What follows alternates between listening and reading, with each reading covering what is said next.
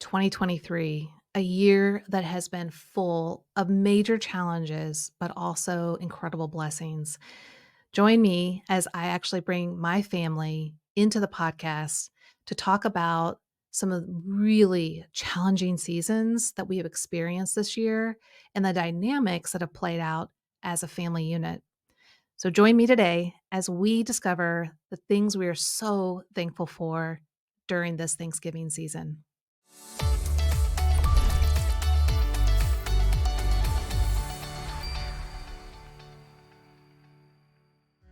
Welcome, everyone, to your Enneagram Coach, the podcast. I'm Beth McCord, your Enneagram Coach.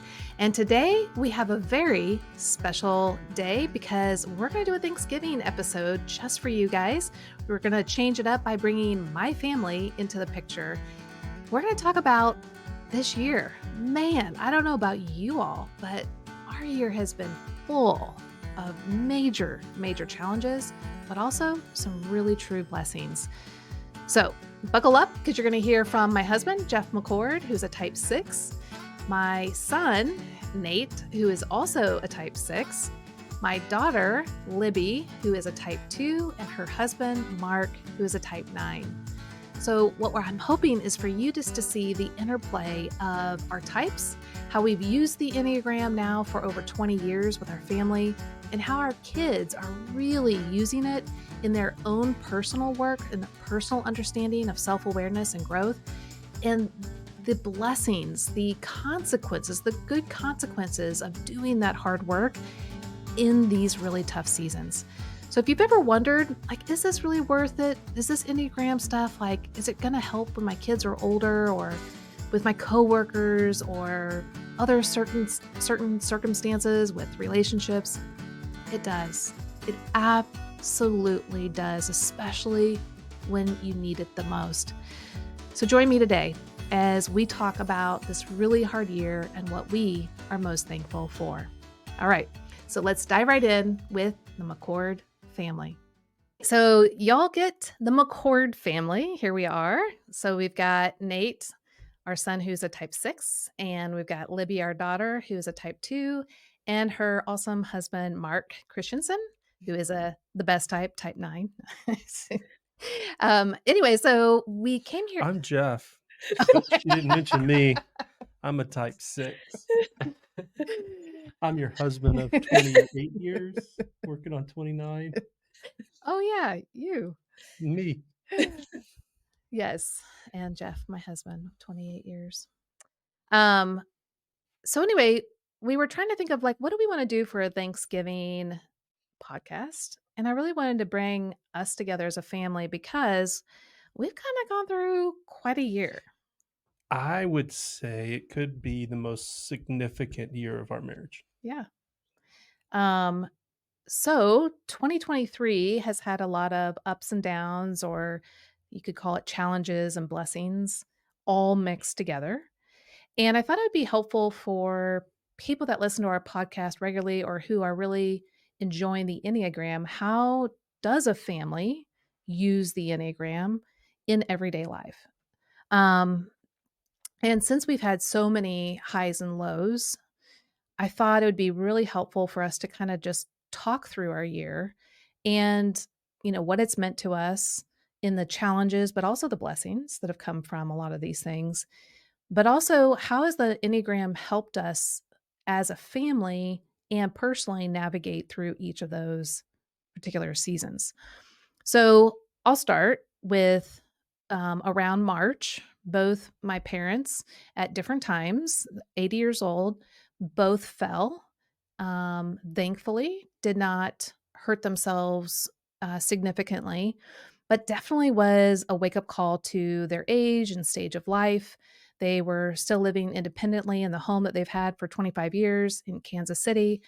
And we all kind of became aware Can now's the yeah, time to can I move. share the story of your dad, him being a 7 when he fell? Oh, yeah.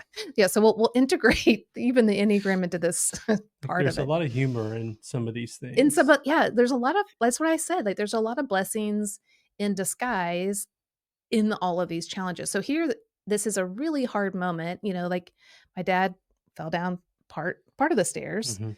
and it was very significant and a wake-up Yeah. call, I mean, but he he did. was picking up a package at the door, lost his balance, and had to kind of back up into the staircase. And Right, so he wasn't near the staircase, right, but kind of backed into it and slowly kind of slivered down the stairs. right. But he's an Enneagram type 7. And the whole time, like, he's your mom's on the phone. No, No, you didn't hear no, him. not at the Okay. time, no, but mom was at the top of the stairs, kind of across the railing, and there's an open staircase, so you can kinda see all the way down the stairs, and so dad started falling down the stairs. Well, my dad being a 7 who loves to reframe and keep everything positive, well, my mom is one of the most phobic 6s on the planet, very fearful, always thinking of worst case scenarios. I know she couldn't have planned on this thing, like, he was so far from the stairs originally, but here he is starting to go down the stairs. Well, my dad knows my mom well enough that as he's going down slowly, he's going, "I'm okay. I'm okay. I'm okay. I'm okay." I I love that as an image of 7 going through a significant situation. "I'm okay," Yeah, assuring his 6th wife. yeah, and thankfully, he ended up really being okay, though it was obviously very traumatic and Yes. fearful. They, needed to call the paramedics to make sure. Well, I wasn't that precipitous to him deciding, like, "We need to Oh, yeah, move. it was that day that they said, "Okay, we need to move We to need to Nashville move. near We're Beth." not safe by Yeah. ourselves." So that was the beginning of a really strong, sorry, Nate, go back there. So that was the beginning of a really long stretch, about 2, 3 months of really caring for my parents, where, not only was I trying to help navigate their move and, getting, rid of stuff, from a distance and having someone help them do all these things while they're in Kansas City and I'm in Nashville. But during that time, my mom ends up having a compression fracture in her back. While And packing for the move. yeah, Like, and she's packing for the move, she's just being doing little she's being things. faithful and dutiful, doing things that she shouldn't be doing as an 80-year-old woman, but she can't help but feel responsible and ended up hurting herself. And so Beth is taken total control of finances. You have hired staff to care for them in this interim period. We've hired a realtor. We've got movers coming in. She's putting all this together while also developing new products for our coaching community. We launched during that time our mental health professional certification. We opened up enrollment for our coaching program again. Like, all of this is going on March through May, and Beth is back and forth to Kansas City, Mhm. could be weeks at a time. And then when your mom, And literally sleeping next to her, like, on one of those hospital recliners that are so uncomfortable, but really being there and being her advocate, during her whole stay there and in the rehab, and that was really, really trying times, knowing that my mom wasn't at a place because of pain and medication to know and advocate for herself and to always be there, but also keeping mind of my dad, and his needs at home. And this isn't my home. And even though I grew up in that mhm. city, I don't have the same resources as I would had I been here in Nashville. And so I'm really juggling all of this alone. Um, Now my brother did come in and relieve me for 1 week, which is super helpful.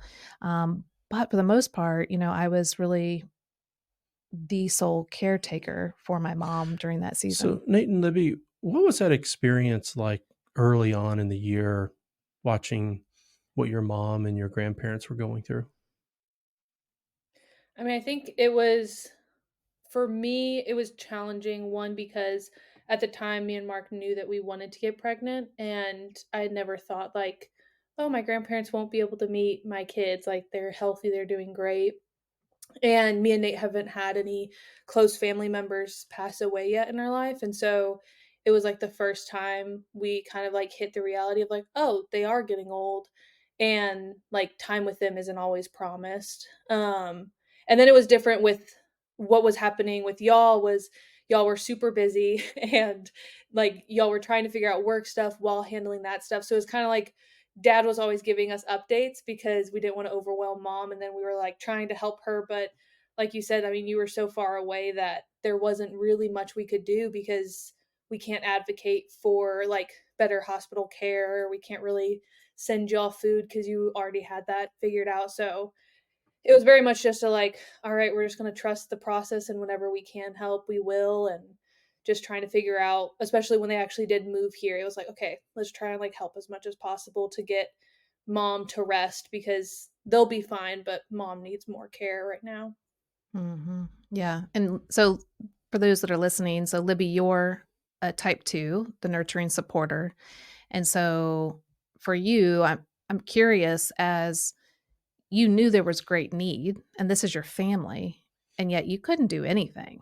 Like, I mean, Yeah. you could pray for us, you can send encouraging texts, but like you said, I didn't even have margin and space to even like I didn't even hardly talk to you, Jeff, very much. I mean, it was a little here and a little Hmm. there, maybe throughout the day, but I was so consumed with 24-hour care for what was going on and just the back and forth with my dad. I didn't even have the space and the margin. So, what was that like as a 2 to know there's a great need and yet there's really nothing you could do? Yeah, I feel like I've prepared myself well for that, of just kind of accepting that that happens in life where people need help and I am not the person to help them, and having to learn that that's not a problem unless I make it a problem emotionally. Because I knew that you knew that we would be there in a heartbeat. Like we planned on even visiting if needed, and like I remember falling asleep for 2 hours while we were moving them in because I was newly pregnant and no one knew, and I was, like, so exhausted and couldn't stay awake. And so, like, for me, it was like, "Alright, whenever they need help, they'll tell me, and it actually won't be helpful the more I try and interject." And so I kinda just reminded myself, like, I actually am being helpful, taking a step back, because, like, when you did get here, I was actually able to be very present and, like, talk with you about how you were doing, what's been going on, and be kind of somebody that you could open up to because you didn't have anyone to talk to there. And also, we were like ready to move and do all the things for several days for Gammy and Papa.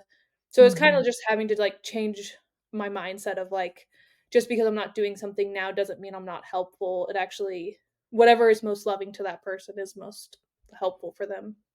And I want to ask Nate you too, but I think I want to bring a clarifying statement to this point, Libby, is that a lot of 2s will say, "But I have to help, like, there is a need, and I've gotta do something." And what was interesting is giving me room and space, like, leaving me alone pretty much, having kind of autonomy and independence, and me asking for what I need when I needed it, like, trusting that I would do that, was the very help I needed.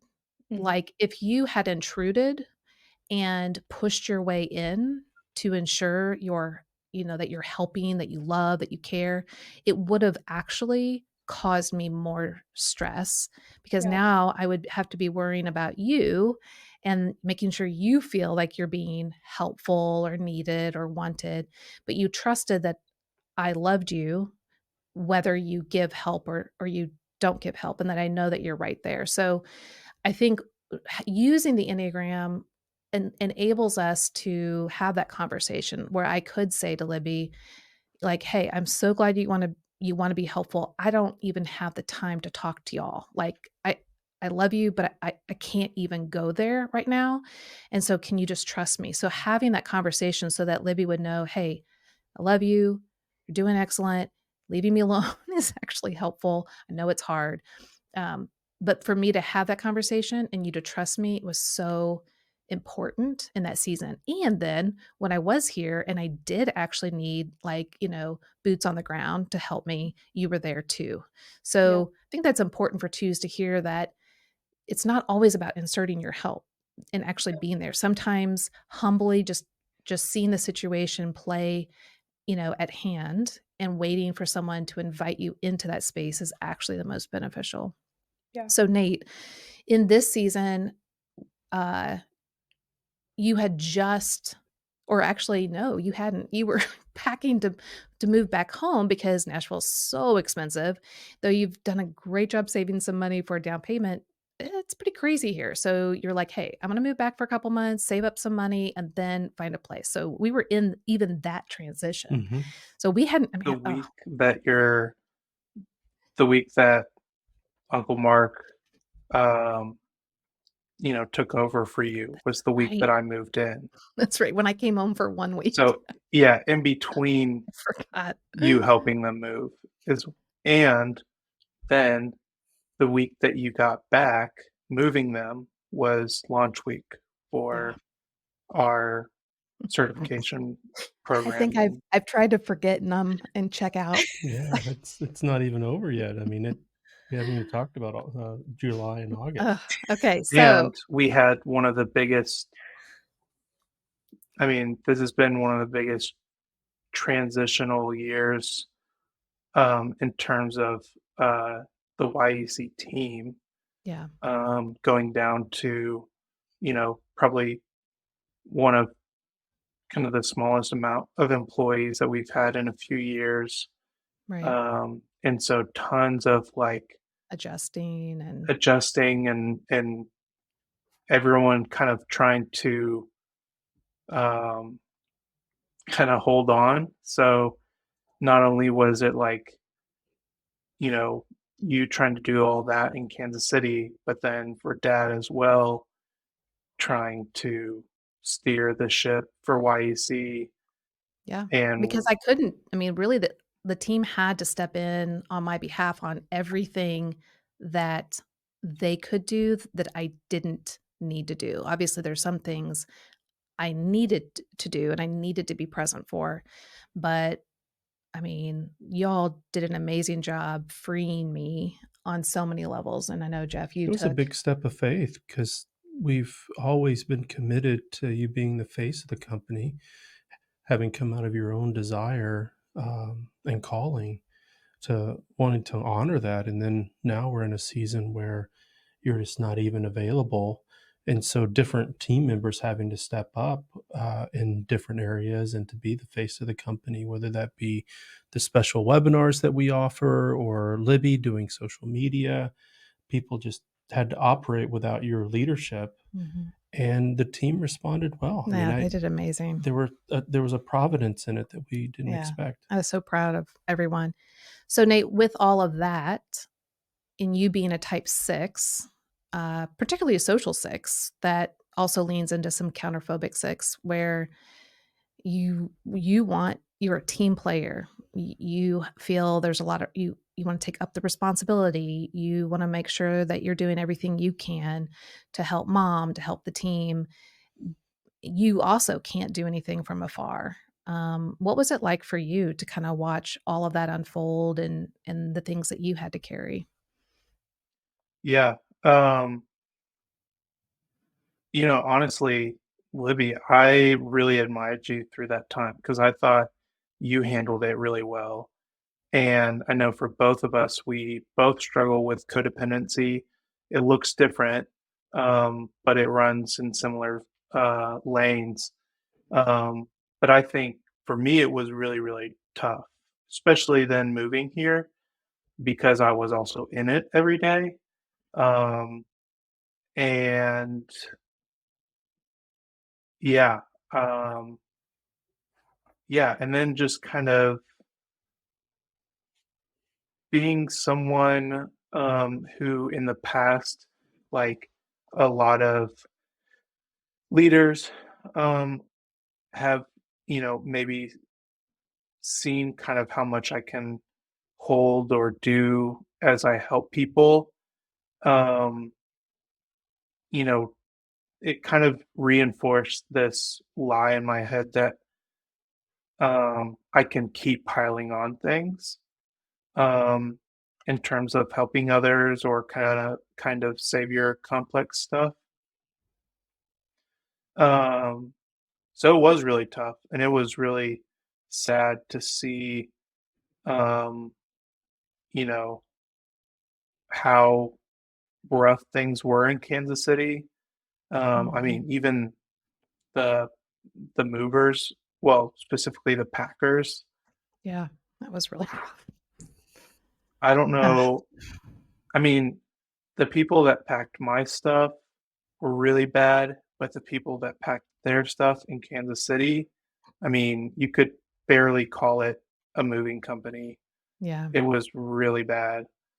And I and bet so that ignited a lot of frustration for you as a yeah, 6.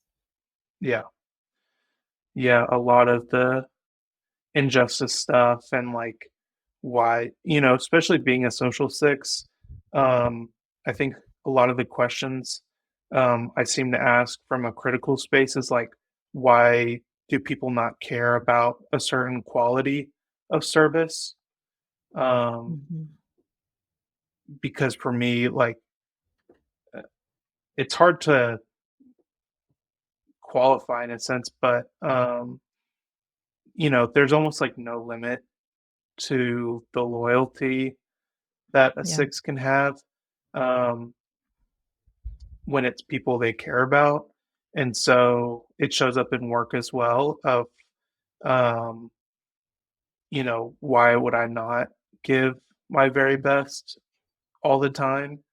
And so that was very, very frustrating and tough to see. Um, but yeah, it was really hard knowing how the two of you were also individually struggling, just being away from each other, yeah. as well as just how much you had to carry, and that I could pretty much do nothing, um, was very challenging as a six. Um,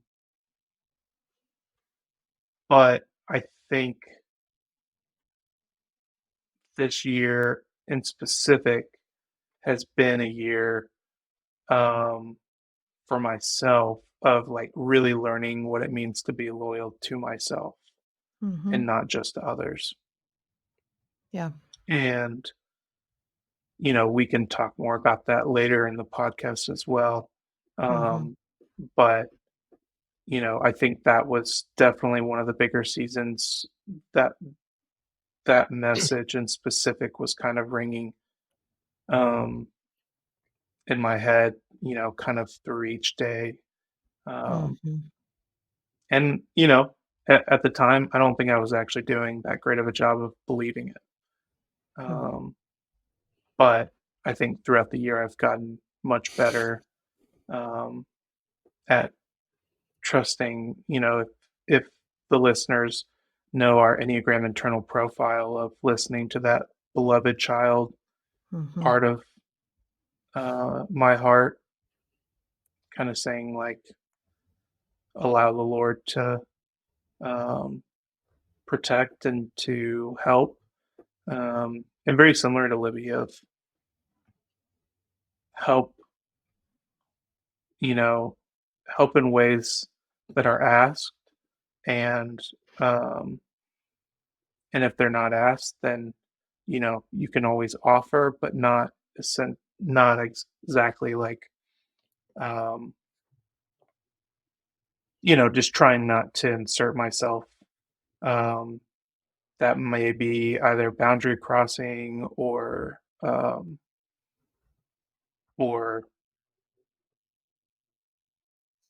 just not what's actually needed at the time. Mhm. So we went through that I mean, and just a little update on your parents. yeah, They are that's what's thriving. yeah. So that's what I was gonna say. So we finally got my parents moved after my mom being literally in the hospital or in rehab for like 6 weeks, me being Up there the whole until time. the night before they left. Yeah. And so we were able to move my mom, she was able to fly and come here and we got them into their apartment. But then, like 2 days later, she was back in the hospital with another compression fracture. Thankfully, that one resolved much more Oh, I quickly, forgot about that. She but was in the hospital, then your dad ended up going to yeah, the ER. like the whole first month and a half of them being here was just as turbulent and almost harder because I also had to pick up some things at work. And so I'm juggling their doctor's appointments, Well, and and they're, finding new doctors. yeah, finding new doctors, getting them established, getting them, you guys helped unpack their house, pretty much in a day and a half. And anyways, there's all of this stuff going on, which was super hard. And as a 9, we get overwhelmed really quickly. And I was definitely overwhelmed.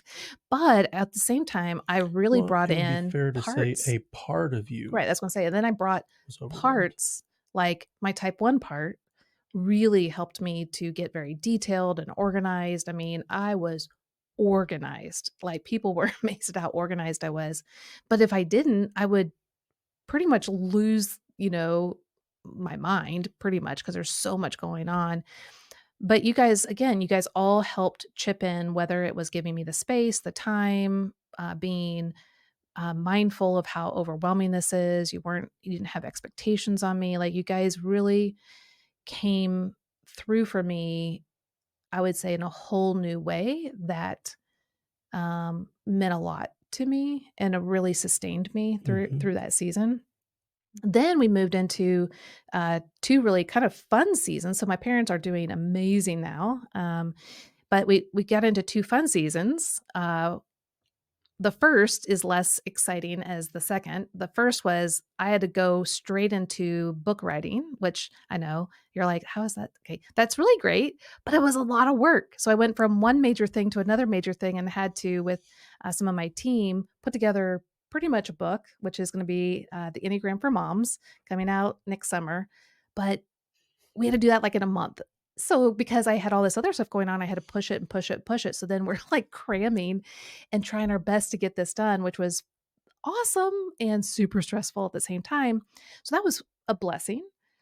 And the better blessing was Libby and Mark, you got pregnant with our Yeah. first grandbaby.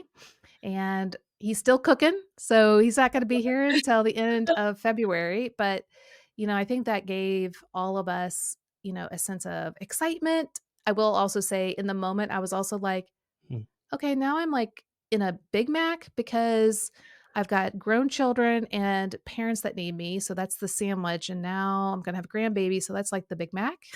Like I'm just, so there's part overwhelm, but also mainly just, elation and excitement. But that's in itself, in some ways big challenges and stuff like, how is Libby feeling? How are you and Mark doing? What does this mean for your life? So what was that like for you guys to really kind of transition from this really kind of sorrowful experience to this great high? Yeah. Um, I mean, it's challenging at first. The beginning of the year, I was experiencing several health issues already, and he had had some, and so we were kind of like the beginning of 2023. We were like, we're not gonna go to that many doctors. We're gonna fix our health, and then I was like, wait, if we're gonna get pregnant, we're definitely gonna be seeing a lot of doctors. Like that's not gonna stop. Um, so like it we started to feel a lot better and doing a lot better.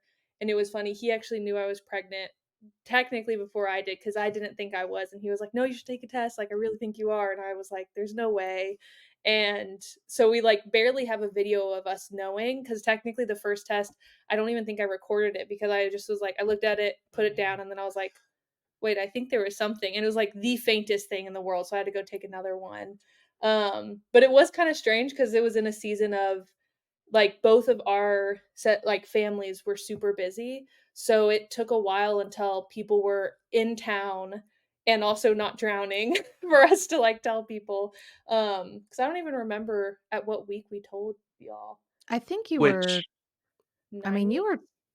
were, yeah, you were much further along than I think you would have told us. Yeah. It was, no, none of us, I had no none of idea. us expected it. Yeah. Because Like like, I we had, like, it was hinted. Father's Day. It was late, like, it was a belated Father's Day gift Yeah. that you surprised us. It was, like, Um, pretty Mhm. late. and I was just so taken aback. It was amazing. 'Cause we, like, Um, there's several things with, like, deficiencies that I had that we knew, like, I needed to fix before we got pregnant, so I just ended up just telling people, like, "Oh, yeah, we're just gonna fix that, like, we're not even thinking about it right now." Because then I realized, like, well, now I wanna surprise people, and we had, like, hinted to people that we were kind of thinking of having a kid. But yeah, so it was really great. I mean, it got hard because right as you got out of that stuff with Gimme a Right. Papa, I entered into the most exhaustion I've ever experienced in my life.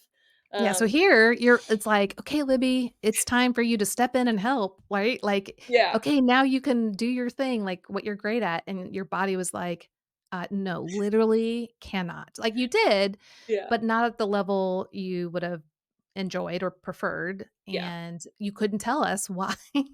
Like, here I am in my parents' apartment, and everyone else had left to do something except for you were there, and you're on the couch falling asleep, and I'm, like, literally putting things away and unpacking, and part of me was just a little part of me was like, "Huh, that's kinda weird." yeah, Like, that's so not like Libby, but okay, hey, she's tired, like, she's been helping me unpack for hours and hours, but, whatever. That's kinda like that's such a yeah. 9 response, right? Like, "Okay, whatever, I guess, something she's just tired." Um, but now, of course, looking back, I'm like, "Oh, that 'Cause makes so much more I sense." remember Mark knew right before they left to go pick up I think it was, like, a TV for them because it Yeah. had broken, Oh, that's right. and I knew as I was falling asleep, I was like, "If no one wakes me up, I'm not gonna wake up." Like, that's just how exhausted I was, and so Yeah, Mark, because 'cause like I'm, like, banging around, like, yeah, like, putting stuff and not, and like, I not to wake you up, but I'm just, yeah, unpacking and I a think I house. slept for, like, 2.5 hours, at least 2 hours, and Mark Yeah. got there and woke me up because he knew, like, she's not gonna wake up and nobody knows that. Yeah, yeah. Um, but yeah, I mean, what was it like for you? Because you had to take care of me in a lot of ways. Yeah, it was really cool because like Libby said, she knew that the way to be most helpful to you was to step back. But then when you got in town and we were moving everyone in, I didn't know how she's gonna respond because on the one hand, she's in person now, there's things to do, like she's gonna go for it, but I also knew that she is incredibly exhausted. And so I knew she was gonna do whatever she needed. Um, but it was good because, obviously, like, you can still do things, but it was kind of funny that she just knew, when she needed to shut down and take a 2.5 And hour nap, she would do that. Yeah. Mark, as a type 9 who you can't reveal that your wife's pregnant, I'm assuming you kinda had to step up your kind of flexibility and accommodating spirit, like, "Hey, what do I need to do for Libby without letting everyone know that I'm, you know, Yeah. trying my best to navigate all of this?" So, with that, I kinda tried to take on just like who I am and like how much I enjoy helping. But then when Libby couldn't do as much as she uh, would normally do, I would try and take that on as well and Mhm. take both sides as I enjoy helping, but I also want to cover for her Yeah. so that I can protect her and what she needs, but then also not be like, hey, she's pregnant, right? Right. Because there's, So like, I think times that I was what? that was a show, right? Where that happened on a show where the girl was pregnant, so the guy was taking her shots as well. Oh, yeah.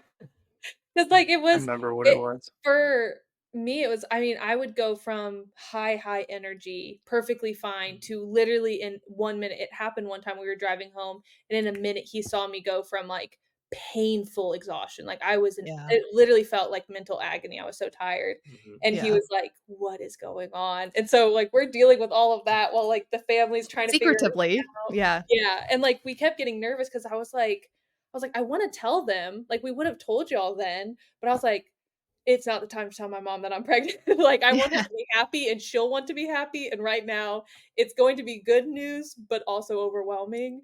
Well, it's Uh also really helpful in some ways, because here I am writing this book, The Enneagram for Moms, and it's like, oh, I mean, of course, I was already invested in it, but it's like, oh, I get to hand something onto you, as you begin to parent and have your own family. So it was just like really a sweet time. Okay, so those were two like really great highs, writing a book and Libby, you being pregnant. But what we didn't know is the hardest challenge of the year was yet to come. Well, I'm assuming you're talking about when our daughter decided to no longer be our social media manager. No, but yeah. Did do that. They did do that. People loved her, I know. Well, and she abandoned us. for a much higher paying job, Disloyal and daughter. as a mom, I'm like, yes, go She's a for it. prodigal. Yes. May she enjoy her pig food. So It yes, was really funny Libby. because it's like once again, I was like, can't tell my parents right away because they're also my bosses. So I'm like not sleeping well at night, like typing up responses to figure out how to negotiate stuff. I'm like, I have no idea what I'm doing, and now I'm pregnant, and I like, what if this all tanks and like we have no money and like y'all are over here just like dealing with your own stuff. And then I was like, oh my goodness, this is not the time to do this, but it all Yeah. worked out great. Okay, but no, that wasn't what I was talking about. So I literally finish the book manuscript, and I'm thinking, I'm scotch free. I can just kind of chill finally. But of course, no, because, we've got another, big project with a company that needed more time from me than I realized while we go on a vacation, which really was a work vacation. Yeah, we were just going to work from the beach. Yeah, because our friends were hang there out and we with were like, friends hey, at can we night. kind of like, We've never crash done your a beach vacation? trip. So we were there really to work, but to have some fun. So we were there, and then we went to a retreat, and that whole time I'm working. But the thing is that when we were on the beach, and what's interesting about this story is you hate sand. Like, I don't even know if there's been a time where you and I have walked on the beach together. Like, that's how much you dislike it. But our friends were there and they were like, I hey, mean, we I have to think the only go. other time we were on, well, no, we've done a cruise where there's been a beach. Okay. I mean, but the point being, after You 28 were, years. when we were dating, you were at North Myrtle Beach. Yeah, We but would have that was walked the like, beach at night. no, but that was like concrete beach. Oh. This beach that we were at recently was This is a very in-depth Sand conversation beach. about the kind of sand that Dad likes and doesn't like. well, there's a big difference. And people that are listening, they're like, yes, totally big difference. So this beach we were at in October was fluffy sand. And so our friends needed to walk, about 50 yards to get to their chairs, to get all their stuff, and then head Their back to little their place. spot Yeah. was down the beach from our hotel. They So had we walked over to the hotel to meet us, So and we then we walked thought, back. okay, well, we'll walk with you. So my friend and I were walking ahead of you and her husband. So we're like walking along, and then I turn around and you're like literally leaned over, trying to like kind of take a break and a breath, like a break and a breath. Like you were really exhausted. And I thought, well, that's kind of weird. Like, I mean, here you used to be an athlete. You're, you know, not that old, 48 years old. And I'm like, okay, that's kind of weird. So I kind of took note of it. But then, we finally got to the place and we sat down, and, because I wasn't that exhausted. I mean, it wasn't like fun. I don't really enjoy walking on a beach like that, but, it was okay. So anyway, we took note. Fast forward, going through the airports and stuff, you kept having those kinds of experiences of really just feeling spent and exhausted when you were walking. And so then about a week or so later, we were going to go to the Nashville soccer game, and it's up on a hill. And you said, hey, I know this sounds kind of weird, but could you just drive me up the hill? Because I'm going to get a doctor's appointment, but can you just do that? And I was like, yeah, that's kind of weird though. Can I take your blood pressure? So I did. And your blood pressure was high. Now, I don't know a lot, so I had to like Google it, and everything that I found was you need to go to the ER. And so I was like, hey, Jeff, I think we really just need to go to the ER. It's a Saturday, so we can't like really go anywhere else. And I think you didn't even like really bat an eye. You were just kind of like, okay, yeah, I know something's going on. I don't know what, and I feel pretty fine today, but obviously something's not okay. So we went.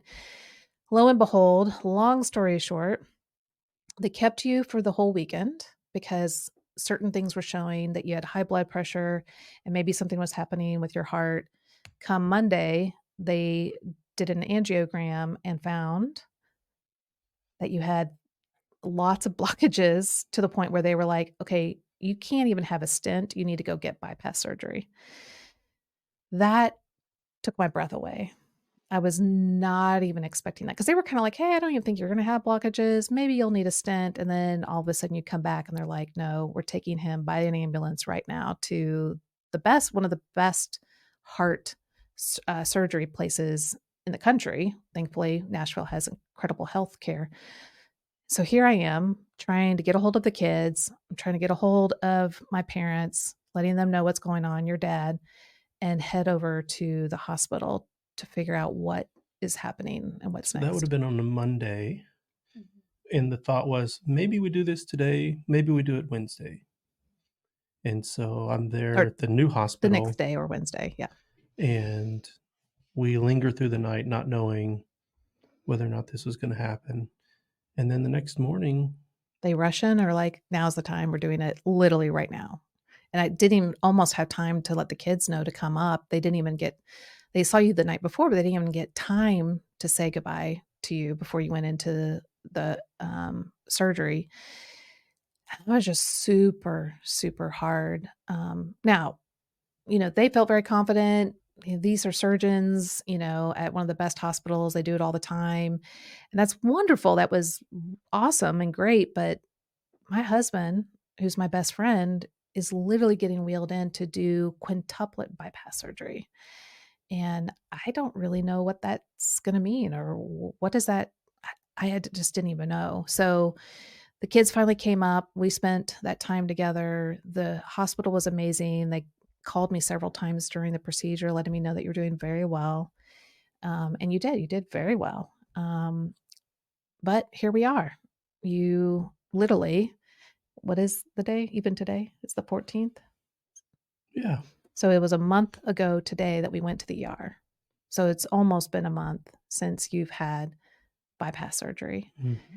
You've gone through a lot. We've gone through a lot watching you go through this process.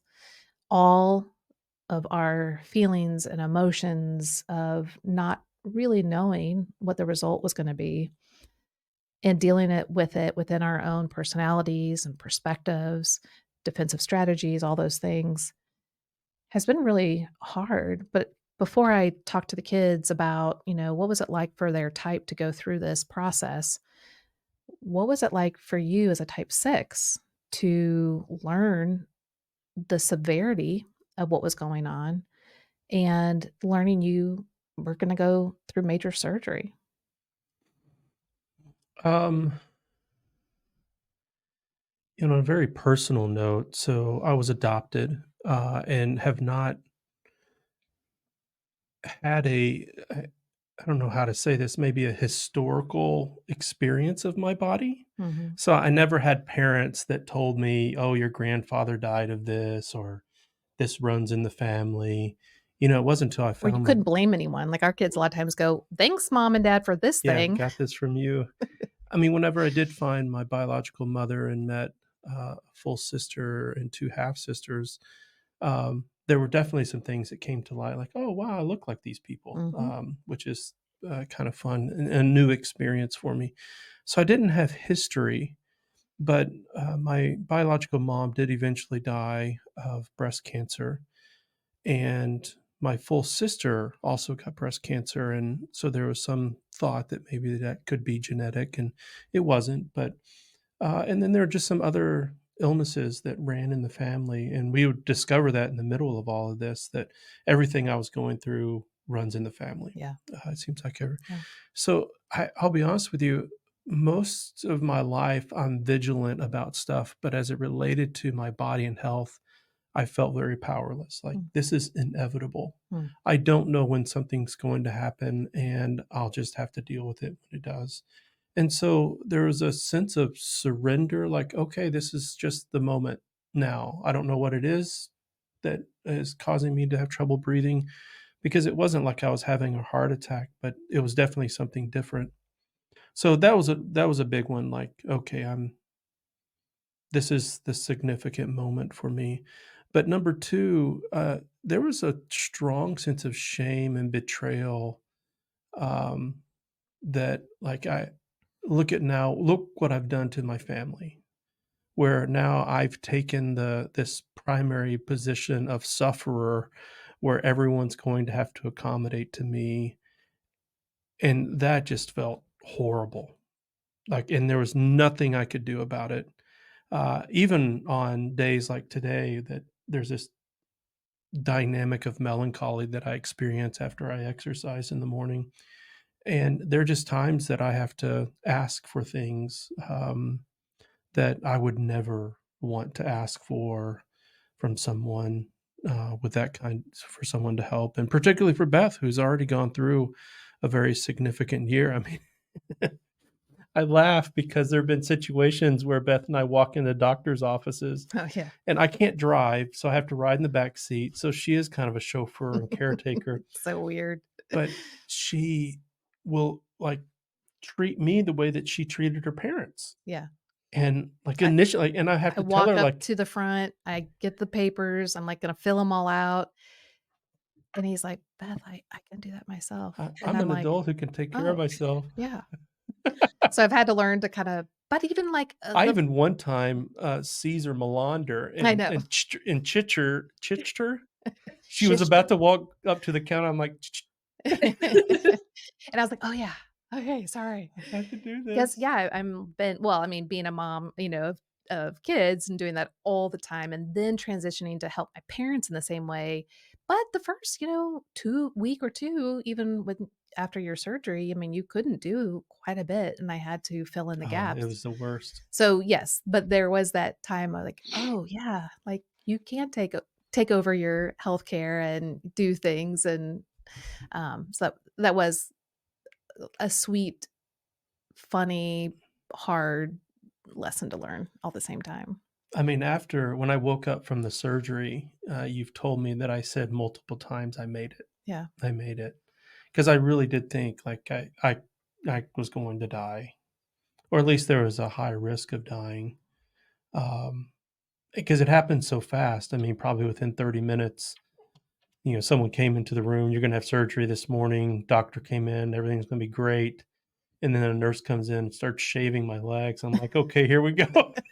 It's and so weird. right before they really kind of knocked me out, I mean, I said, hey, can you bring my wife back? I'd like to talk to her. And then walking down the hallway, and I don't remember anything but waking up and in the ICU. Yeah. So guys, that's when you all really kind of came into this mix, is walking into the ICU, or the first time you saw dad in the ICU. And in your own types, what was this experience like to have such a young father go through such major surgery?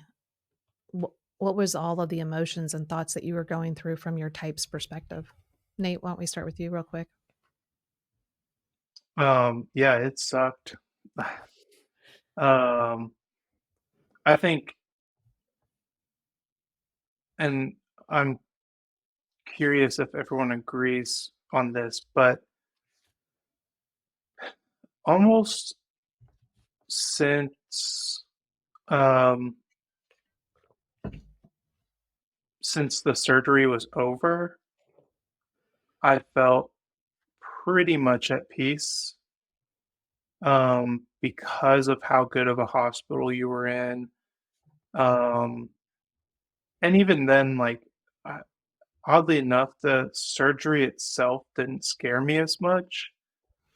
And I think that's largely due to the fact that when they told you you're going to have to go to this hospital and um, have bypass surgery, they said that you would have had a major heart attack within a month and you weren't going to live past 6 months. And so that was the hardest to come to terms with, was that you might not have ever met any of your grandkids, Mhm. and to know like how much you guys are excited about grandkids, and just you also being so young, um, was like we weren't prepared whatsoever for anything like that. Now, oddly enough, we were prepared to kind of fill roles to help take care because of what happened, as we were moving the grandparents here earlier this year. Mhm. But emotionally, we were definitely not ready. Um, but I don't think that we've ever had a moment where we worked so well together. Um, And yeah, I think it was a huge culmination of like kind of all of our own internal and personal work to help one another, attune to one another, and um, to really make sure that we're able to be there for you, Dad, um, to take shifts, you know, staying in the room, grabbing meals, taking work calls and all the things. Um, so I think that really helped me calm down because it filled that loyalty kind of like, we're going to be okay. You know, yeah, I mean, there was definitely some frustration that, Dad hadn't really, gotten checked, at all to see if you were pre-diabetic or anything. But I mean, once everything kind of, um, all the news came out, then it was like, okay, it's just go time. Mhm. Um, and so, like, yeah, so we love you and super thankful that, um, I don't know, it really was God. Like, I mean, yeah, it it's crazy, but It Yeah. went remarkably smooth, like Well, no complications. and at your age, it's in some ways just unheard of what you've gone through. The genetics that you were given, you know, yeah, yeah, should you have, known a little bit sooner? Sure. But most men, I mean, you felt fine up until this one but beach walk. but that's So, the thing as well is that it felt like such a God moment because you hadn't been noticing any of the symptoms. It mhm, sounds like the doctors were saying that you were having them, but Yeah, you that's right. you weren't understanding that those were connected or that they were very problematic Yeah. mhm, and that it was really just one instance that made both of you pause right. and check your blood pressure. Um, but then just to see the overwhelming care from all of our friends and family, Mhm, just the blessing that the grandparents had finally taken a turn for the best. right. And so the responsibilities of making sure they're transitioning had pretty much gone away, Yeah. um, at least like 80%. And Mhm, so it was remarkable to me and um, put me at so much peace and trust in not only like our family, but also the Lord that like we were going to be okay, that you were going to be okay. Um, yeah. Libby and Mark, what about you guys coming into the ICU and all of that? Yeah, I think like at first when it all started happening, we were like, okay, like this is kind of crazy. And then we both were at work. And I was like about to head to a meeting when you told us that like he needed to head into surgery. And like I remember seeing Mark cry and it was like he later told me he's like, it feels weird to say, like, I just didn't realize, like, how much your dad has meant to me and, like, how, like, hard this is on top of how hard it was for him to see me go through it. Um, but I will say I feel the same way, Nate, that, like, I feel like we all gave each other the space to feel what we needed to feel and be sad when we needed to cry when we needed to. And we none of us like catastrophized each other's emotions. It wasn't like, oh my goodness, you're not okay. It's like I remember coming into the hospital that you were gonna get the surgery and I cried for like a minute just because it was like, all right, this is real, this is a lot. But I knew ultimately I was okay. And like the morning you were gonna get surgery, I was telling mom, like, tell him we're okay. Like, we're okay that we can't see him, because Mark had just left for work and did like a massive U-turn to get me as quick as possible to the hospital. And, but yeah, I mean, because it was basically like from Sunday to Sunday. It was one Sunday we thought dad was completely fine, everything would be fine. By the next Sunday, it was like he had already had the procedure. We were in full recovery. Heading home. Yeah. And I remember we had gone to church that morning, and like I just started bawling during worship because I was like, oh my goodness, like it kind of just hit me of like, I may have not had a father that like today. Like that could have happened, and or Mhm. like he wouldn't have met my son, and like all of those thoughts. And just it I remember like typing up and like journaling about it of like, it has truly felt like we were just like staring at the face of God's mercy every single Mhm. day. Like as stressful as it was and so many people were reaching out to us, I was like, no, I know my dad will be okay. Like this is really sucky, and it like is scary, but at the same time I knew the emotion came from the overwhelm of what was happening, but it wasn't, I never thought for once like, oh, I'm going to lose my dad, because to me it was, all right, that could have happened and now it's not going to happen, and the Lord is providing us abundantly more than we ever deserve. Yeah. And it was nice cuz he had family members reaching out to him Mhm. on like how to help support me in it. Cuz we were pretty exhausted. It was a lot. Yeah, it was a really interesting like place for me, and all of the um what's the word? Dynamic. Um Mhm. dynamic of it all, because like I'm not blood related to y'all. And so, but like as a nine, I still want to be that piece that like makes sure everything still works, and Mhm. everything's okay.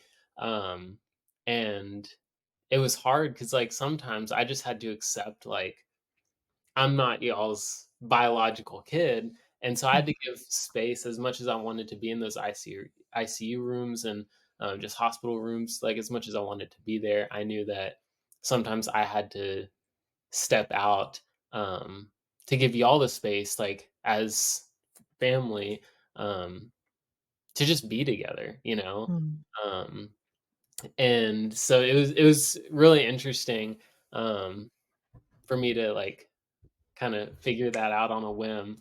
But then it was also really hard for me because as much as um, like you all mean to me, one of the things that just kept going through my head was, uh, like I love kids. Kids are great. But one of the reasons that we decided to have a kid soon is, you know, my family, my biological family, is the only part of like the whole family that lives anywhere close to Tennessee. They all live in the Pacific Northwest, and um, I because of that, I don't have much like a super close relationship with like my extended family, and I also just wanted to take advantage of the fact that like everyone's here and everyone's so young. And so the fact that something like very life threatening happened, it was just so hard that like as much as I was so close to like, our kid knowing all of his grandparents, getting to experience um like close relationship with family that lives close, like things that I did not get as a kid. Um the fact that such a big piece of that was about to be taken out, um just kept playing in my mind, and Mhm. uh, it was hard. I like am like kind of close to choking up about it, just cuz like it's still very like new. Like this was only a Yeah. month ago, Yeah. Mhm. um and so Well, it was just interesting being in that place, like, letting y'all have the time and space, and community that you guys have always had for 20 some years, but then also knowing that I'm a part of the family, and yeah. trying to support in the best way that I can from the place that I'm at. So we'll say as a 6, there were some funny moments in the hospital. What were your funniest moments? Libby loved it because I had so many tubes in my chest. I would breathe and it would give me a little relief that I'd make a little noise when I would breathe. Sounded like a It- little puppy making a noise when they're sleeping, like, That's true. It's It it was was a like this you were and you get it constantly, going. yeah, Yeah. making that noise. I think it Gosh, was funny like, because when well, I saw you right as you had gotten out of surgery, and you tried to wake up early, and so I stepped out of the room because it was messing with me a little too much, and they immediately gave you more drugs to keep you sedated. But so then the next time I saw you, you were awake, and they were telling me how much you, like, are in and out of it, like, just expected to be asleep, and you talked to us for a good probably 15 minutes, and the first like, one of the first things you said is like, "Yeah, no TikTok times. I'm gonna laugh and it's gonna hurt." And then you almost laughed. You went, "Huh." You were like trying not to make yourself laugh because you're fresh out of open heart surgery and you're just like, "Huh, huh." I'm like, that's "Dad, right. stop making jokes." Yeah. But I don't know. Like, I mean, I know that there were funny things. I guess right now it's just too fresh in my mind. But so just to kind of wrap this up, the again, the point of us coming on, I wanted everyone to hear, man, you can go through some really hard seasons and challenges, but by doing your own internal work, understanding yourself, what your needs are, and better learning how to communicate that with one another can really shape the times, the seasons of life that are so challenging. Um, I mean, here, my best friend, my husband is going through all of this, and I had to learn to speak as a 9 and say what I needed to my kids, like to really be honest and forthright versus trying to make everyone happy. And I also had to accept the fact that I cannot make anyone happy. I have literally no control over the situation. I also don't have control of how this is going to impact them, and the perspective they're going to take and the pain they're going to have to go through. But by owning that reality, instead of being a 9 where I'm like, oh, I'm just going to try and make everyone happy and because it's going to be okay and like do all these things, just letting life play out and being there to support them while also asking for support when I needed it. That's what I think, Nate, you were saying is like, this was the hardest, but also the best experience as a family we've gone through because we were able to navigate our own internal world, not place or manipulate others to come through for us, but own our own part and ask for what we could ask for when needed. And so I just hope that people that are listening, one, yep, the McCords have had quite the season, but we are super grateful. We're super thankful for each other. We're thankful for uh, what the Lord has done and giving us more time to just enjoy each other, get to celebrate Mark and Libby's little baby boy who will be here and to do it with Jeff. But also just the thankfulness I think each of us have for the tool of the Enneagram, that we are able to nuance our conversations, our care, our understanding around each other's type to the best of our ability, or to remain curious and ask good questions versus just trying to plow in and trying to help everyone in the way that we would want to be helped. Can I share one last thing that I've not talked to the family about? Sure. So, whenever I was sedated, there was no lights, not even like a night light. So, I'm not sure what's on the other side, but I'm not sure if it's going to look good for me because I remember just going to sleep and waking up and like things happened. Well, there was no death, so therefore, Like there was no invitation. so Like there was nothing. So if anyone's wondering, was not you're not wondering. gonna write a book about your experience or anything. yeah, it'd be a Purgatory. short book. It's a pamphlet. I will say 6s are always the funniest. Like if you guys thought it was some other type, it's not. It's always Seriously, when sixes. I woke up, I kept thinking of Monty Python, where that one guy says, "I'm not dead yet." Yeah. And it was Just a fun because flesh wound.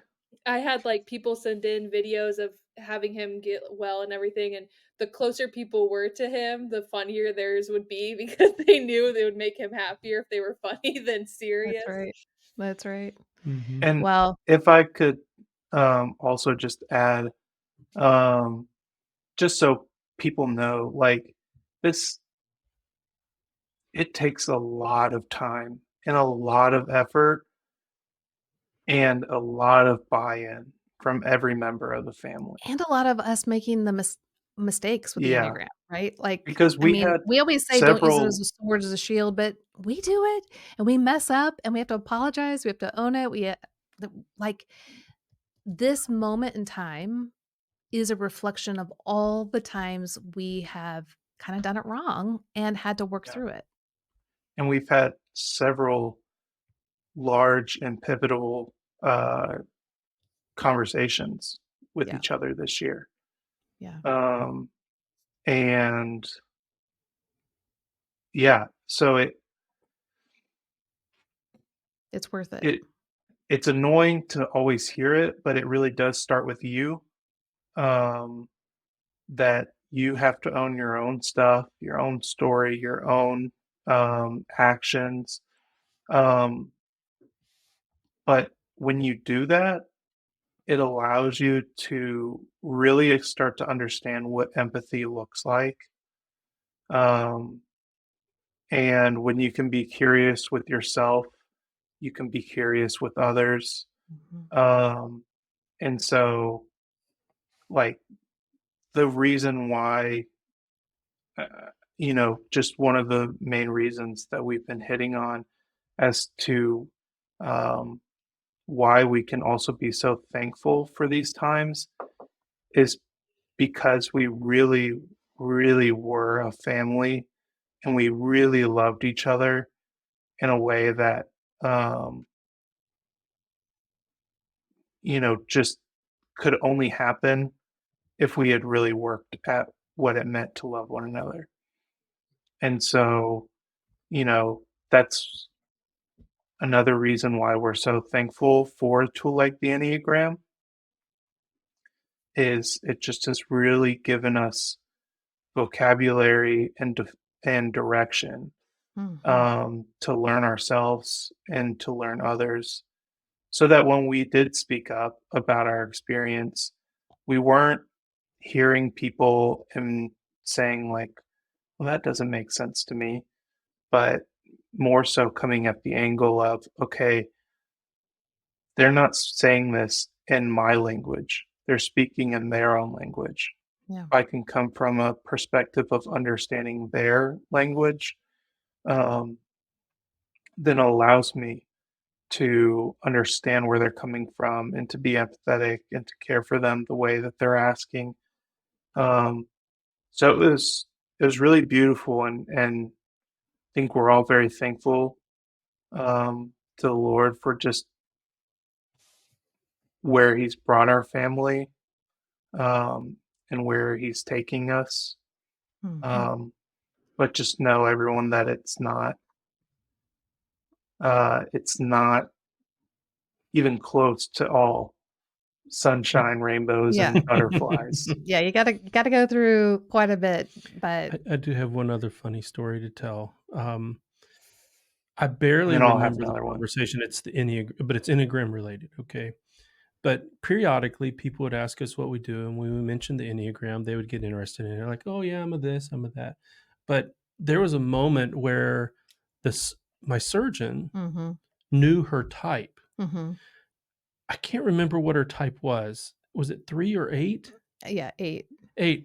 And I cannot tell you how assured I was in my heart. Like, "Oh, you got this." Like, it's not another 6 who's like, "I don't know, you may die." You never know. And when she came into the room, post-op, she was like, "Here's what happened, here's how he is," and I was like, "Alright, yep, he's All good right. then. I know he's Mhm. good. Yeah. You wanna tell me the lie." Yeah, she was very So be sure to confident. Enneagram type your doctor. fires. Is what I'm saying. Yeah. Fire. No, I felt very, very reassured with her. Okay, so what I want to say is to my kids, including Mark, you are our kid. Love you guys.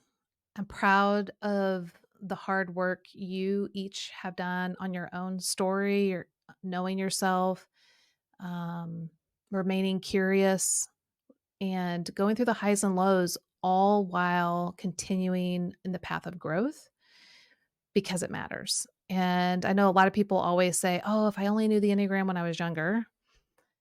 Well, I'm just thankful that you do know the Enneagram when you're young, in your early 20s, and you are using it at such an effective rate.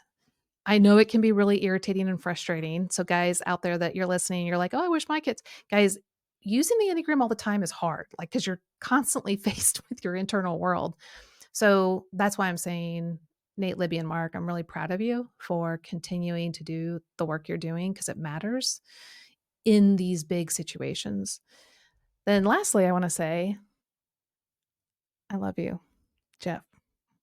And I'm so grateful that I get all this extra time with you and to have new adventures and new stories, to be grandparents together. And I'm super thankful that in your, not only you modeled for the family internal self-care, but I can tell that you are now going to model external physical self-care, because you're doing everything that you're supposed to do to get well and to stay well. And for that, I'm super grateful for your loyalty and your love for yourself, but also for us. So anyway, I love you. And for everyone listening, thank you so much for just spending time with us. And we hope that you guys have an amazing Thanksgiving and that you celebrate all the highs and lows together. We'll see you next time on Your Enneagram Coach, the podcast.